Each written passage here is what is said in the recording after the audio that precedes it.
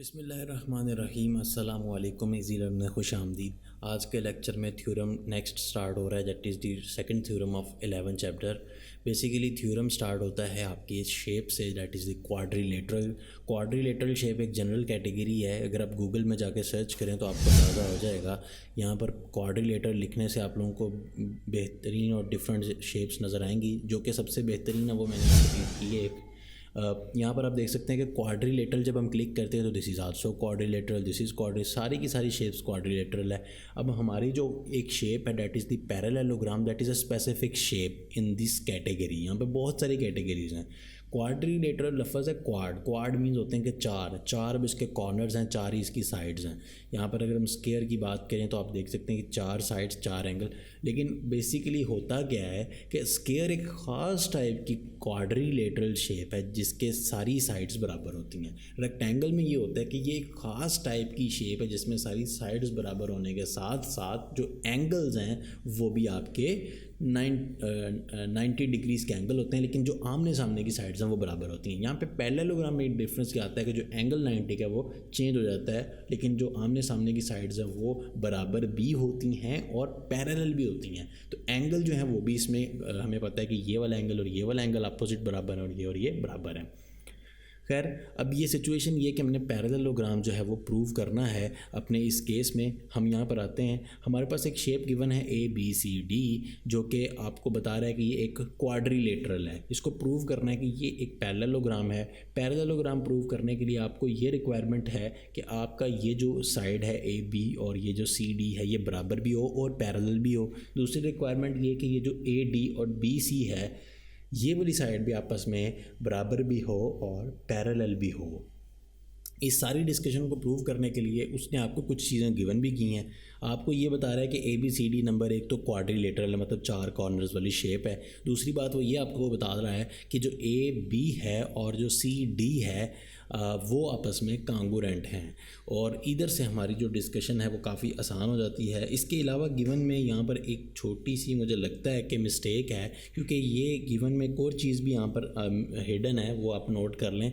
आपकी अगर बुक में भी मिस्टेक है तो वो ये कि AB और जो DC या CD लाइन है, ये वाली लाइन AB और CD लाइन जिसके ऊपर उसने ये हल्का सा निशान भी लगाया हुआ है, तो ये आपस में कांगुरेंट तो हैं ही है। कांगुरेंट का मतलब ये कि इनकी जो लेंथ है वो आपस में बराबर है। दूसरी चीज़ ये भी इसने गिवन की हुई है कि जो AB और DC ये जो दोनों लाइंस हैं ये पैरेलल भी हैं। पैरेलल का मतलब ये होता है कि जितना आपकी यहाँ से लेकर यहाँ तक AD की लेंथ है, यानी कि यहाँ पर लेंथ है, उतनी लाइन लेंथ इसकी थ्रू आउट आपस में फासला है, तो पैरेलल भी हैं। खैर, ये दो का उसने बता दिया, दो साइड्स का हमने प्रूव कर देना है। प्रूव करने के लिए हम लोग ये स्ट्रेटजी यूज़ करने लगे हैं कि इसको ट्रायंगल यानी कि डायगोनल ड्रॉ करते हैं इसके दरमियान, और अगर हम ये प्रूव कर दें किसी तरह से ये जो एंगल है ये वाला एंगल, यानी कि ओवरऑल ये जो एंगल D है और एंगल B है, अगर हम ये बराबर प्रूव कर दें, और दूसरी चीज़ ये इससे ये बराबर प्रूव करने से ये हो जाएगा कि ये दोनों एंगल्स बराबर हैं, यानी कि ये पैरेलल हैं। दूसरी चीज़ ये कि अगर हम ये साइड AD और साइड BC को कांगुरेंट प्रूव कर दें, उससे ये प्रूव हो जाएगा कि इनकी जो लेंथ है आपस में वो भी इक्वल है। तो ये सारी चीज़ मैं आप लोगों को AutoCAD में लेके जाके थोड़ा सा पहले एक्सपेरिमेंट करेंगे। यहाँ पर मैंने एक शेप पहले ही ऑलरेडी ड्रॉ की है। इसके अंदर आपको मैं एक चीज़ दिखाना ये चाह रहा था कि ये देखें, होता ये कि जैसे ही अगर आप ये स्ट्रैटेजी नहीं यूज़ करते, जैसा कि इस केस में मैंने एक स्ट्रैटेजी रैंडम ड्रॉ की है, और अगर मैं इस सारी स्ट्रैटेजी और सारे सीन में आप लोगों को थोड़ा सा एक चीज़ दिखाना समझाने के लिए सिर्फ बताना चाहता हूँ कि ये देखें, यहाँ से लेकर अगर हम इस चीज़ की लेंथ देखते हैं, दैट इज़ 10.0304 समथिंग, ठीक है, कुछ भी समझें 10 है, बहुत क्लोज है 10 के, 10 ले लें। अब ये भी एक क्वाड्रिलेटरल शेप है, चार कोने ही हैं, लेकिन फ़र्क देखते जाइएगा क्या है। मैं अगेन इसकी ऊपर वाली जो लेंथ है ये और ये दोनों बराबर होना रिक्वायर्ड है। देखें, ये और ये लेंथ डिफरेंस आ रही है, तो ये जो ऊपर वाली साइड है और नीचे वाली जो साइड है ये बराबर नहीं है। तो ये चीज़ बहुत ज़रूरी है पैरेललोग्राम में, अगर ये बराबर नहीं है तो ये पैरेललोग्राम नहीं कहलाएगी। दूसरी चीज़ ये कि आप इस तरफ वाली लेंथ भी अगर चेक करें तो वो भी डिफरेंस हो जाएंगी। एक चीज़ जब आप चीज़ें छेड़ेंगे तो उनसे हर चीज़ में आपका जो डिफरेंस है वो नज़र आएगा। तो ये लेंथ नहीं सही आ रही, मैं दोबारा से इसको अगेन सेलेक्ट कर लेता हूँ and just for the sake, नहीं ठीक नहीं है। दोबारा से इसको ट्राई करते हैं। अब ठीक आ रही। वो बेसिकली अलाइंड लेंथ सेलेक्ट करनी थी यहाँ से, फिर जाके ठीक आई है। ये देखिए, उसके बाद यहाँ से इसको भी 1 मिनट के लिए सिर्फ चेक करने के लिए ये देख सकते हैं। यहाँ पर ये जो ये लेंथ है इनकी, ये वाली लेंथ भी आपस में इक्वल नहीं आई। अब बात ये कि अगर ये लेंथ इक्वल नहीं ना होती तो इनके एंगल्स भी इक्वल नहीं होने चाहिए अपोजिट। लाइक ये वाला एंगल और ये वाला एंगल आपस में बराबर हो, ये वाला और ये वाला, ये होने नहीं चाहिए। लेट्स सी कि ये होते हैं तो देखते हैं, क्योंकि जब पैरेललोग्राम में ही सिर्फ ऐसा हो सकता है। ये वाला एंगल है 111 का, मैं इसका अपोजिट एंगल ये है और इसको भी मेजर करता हूँ। यू कैन सी कि this is a different angle 113, although it is very close to 111 but not, this is not a parallelogram। ठीक है, तो जैसे ही मेरे सिर्फ कहने का मतलब ये है कि पैरेललोग्राम में जब आप ये प्रूव कर देंगे ना कि ये एंगल और ये एंगल बराबर है, तो वहाँ पर ही हमारी ये चीज़ें जो लेंथ शेंथ है ये ऑटोमेटिकली बराबर होगी, तो ये एंगल बराबर होंगे। तो इसलिए ये सारी चीज़ें साथ साथ सिंक्रोनाइज्ड हैं। अगर आप एंगल्स का जो सेट है, ये वाला एंगल और ये वाला एंगल अगर आप बराबर किसी तरह प्रूव कर दें तो देखें ना, ये बराबर नहीं है, क्योंकि इनकी लेंथ ही सब कुछ ही हिल गया। ये सारी चीज़ें तभी बराबर होंगी अगर आप इनको सिंक्रोनाइज करवाएं।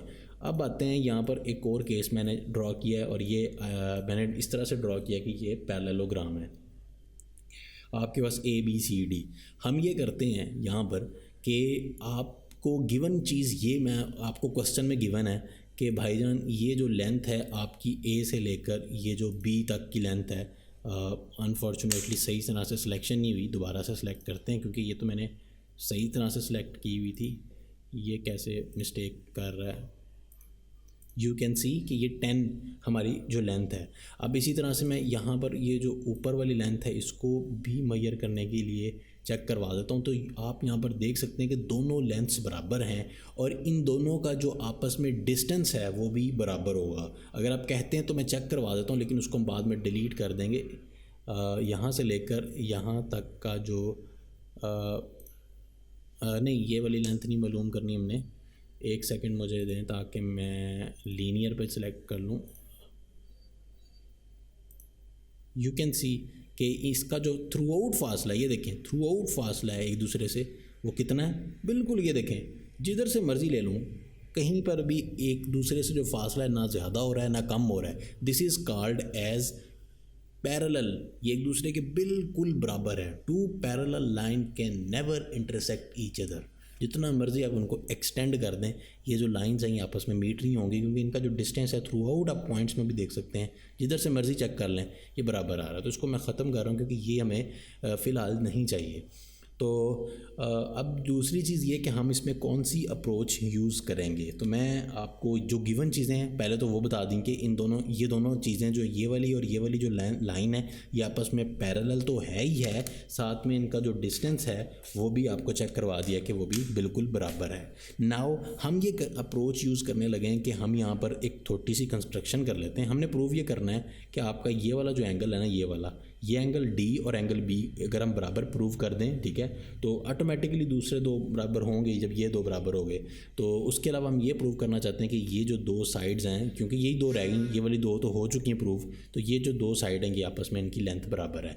इस सारी चीज़ को प्रूव करने के लिए हम लोगों ने यहाँ पर, मैं आप लोगों को थोड़ा सा एक कंस्ट्रक्शन करना चाहता हूँ। लेंथ मैं लाइन सेलेक्ट कर लेता हूँ, स्पेसिफाई इसको फर्स्ट पॉइंट करवा देते हैं और यहाँ तक।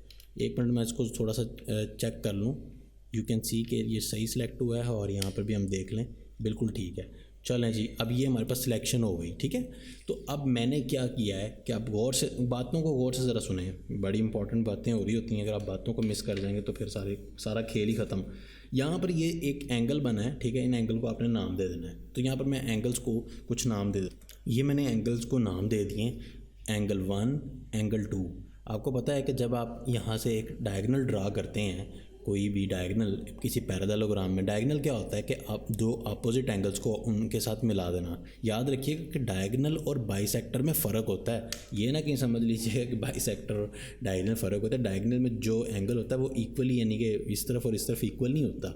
हो सकता है ये देखें, देखने में भी ये एंगल छोटा है और ये एंगल बड़ा है, तो दिस इज़ अ डायगोनल जिसमें सिर्फ मीट करते हैं।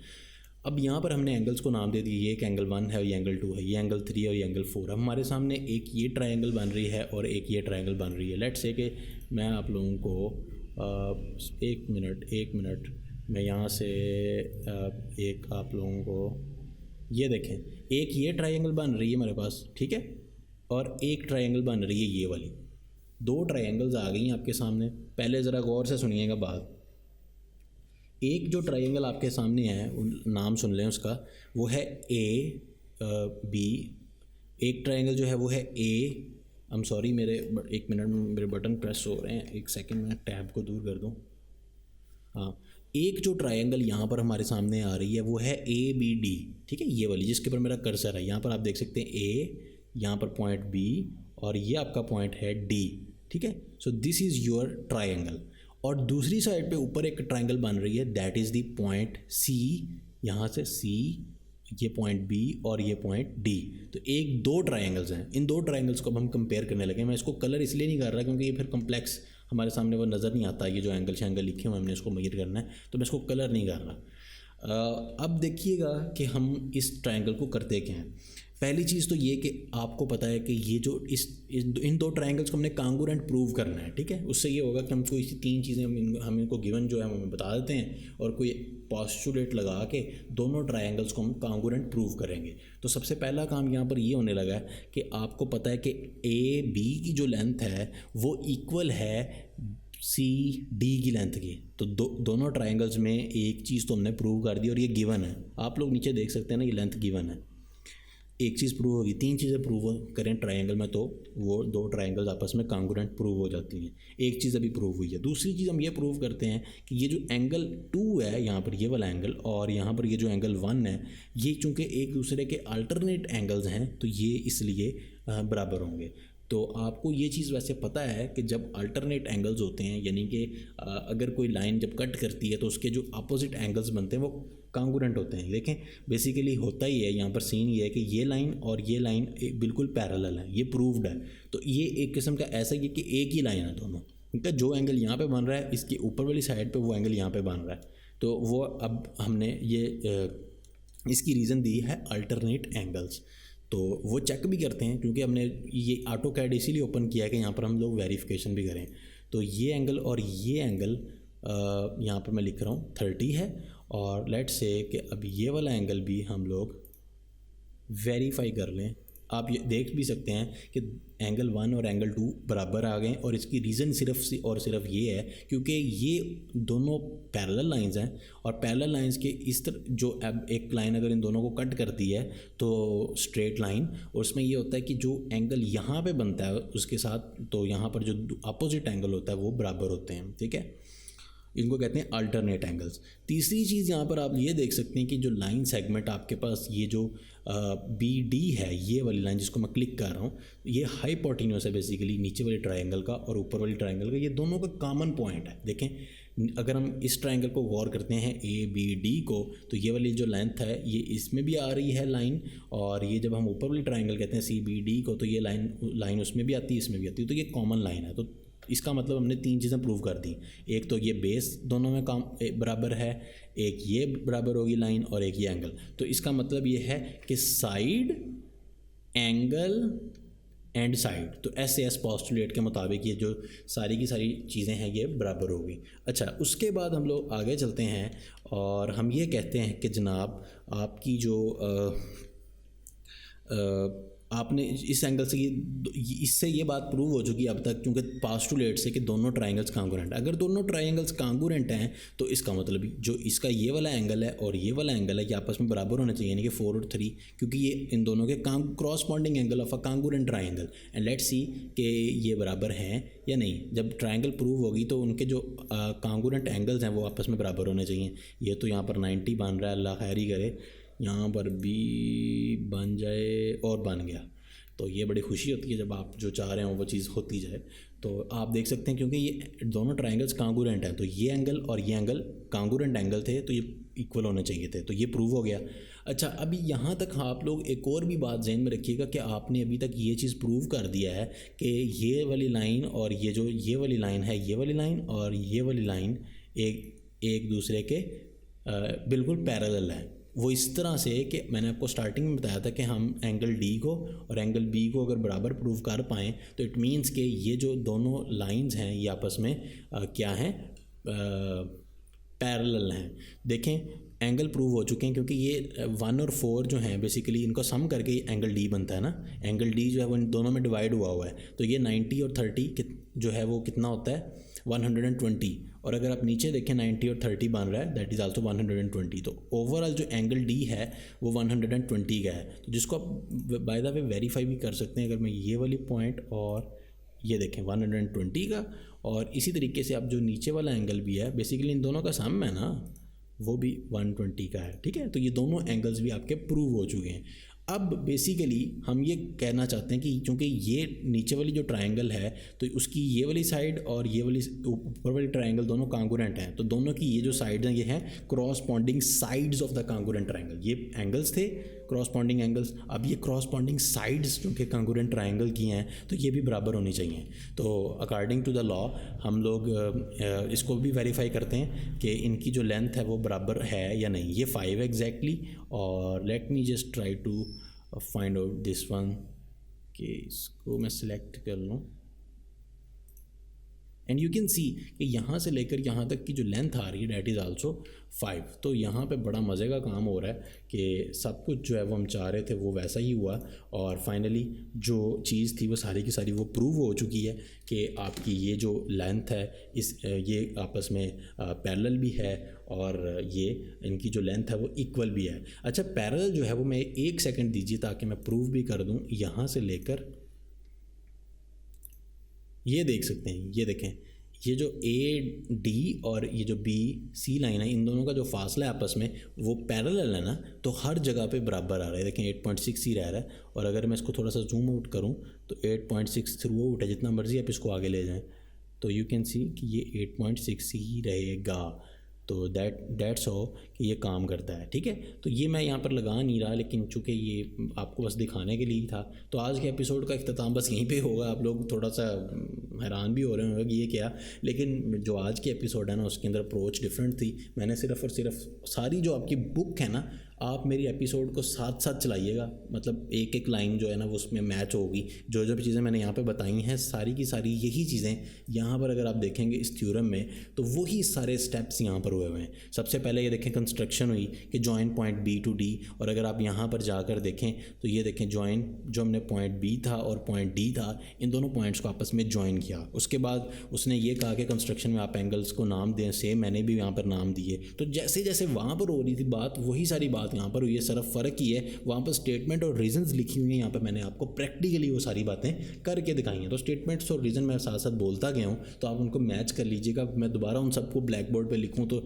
It's just a waste of time. तो मैं नहीं चाहता कि दोबारा से उसी सारी बुक को मैं मतलब ब्लैक बोर्ड पे लिखूँ यहाँ पर आकर, तो उसका क्या फ़ायदा, यानी कि यहीं पे सारी बात दोबारा से लिखूँ दोबारा ड्रॉ करूँ। तो मैं आज मैंने ये सोचा कि इसको रहने देते हैं, तो ज़्यादा टाइम मैंने यहीं पे इसको ऑटो कैड पे दिया है। उसके बाद आपकी जैसे स्टेटमेंट मैं आपको बताता हूँ कि पहली स्टेटमेंट क्या है कि आपकी हमने यहाँ पर कहा कि एक ट्राइंगल बन रही है ए बी डी और एक ट्राइंगल बन रही है सी बी डी। इन दोनों को आपस में हम 1 to 1 कंपेरिजन करने लगे। तो यहाँ पर अगर आप अपनी बुक में जाएँ तो ये देखें इनको कंपेरिजन करने लगे। फिर हमने ये कहा कि ए बी और जो डी सी लाइन है वो आपस में क्या है, बराबर है, कॉन्ग्रुएंट है, गिवन है, और एंगल 1 और 2 अल्टरनेटिंग एंगल्स हैं। तो आप यहाँ पर ज़रा जाकर देखिएगा तो आपको वहाँ पर क्लियर हो जाएगा। ये देखें हमने यहाँ पर आके क्या कहा कि जो आपकी लाइन सेगमेंट है ए बी और वो नीचे गिवन में ये 10 लिखा भी हुआ था, और जो सी डी है वो गिवन में है। तो सारी चीज़ें एंड पे मतलब वही हैं, तो आप लोग इधर से पढ़ लें और डेट्स ऑल। और अगर चीज़ कोई समझ नहीं आती तो आप डेफिनेटली पूछ सकते हैं, सजेशंस दे सकते हैं कि ये चीज़ जो है इसको चेंज करें, ये नहीं पसंद आया आपको वे,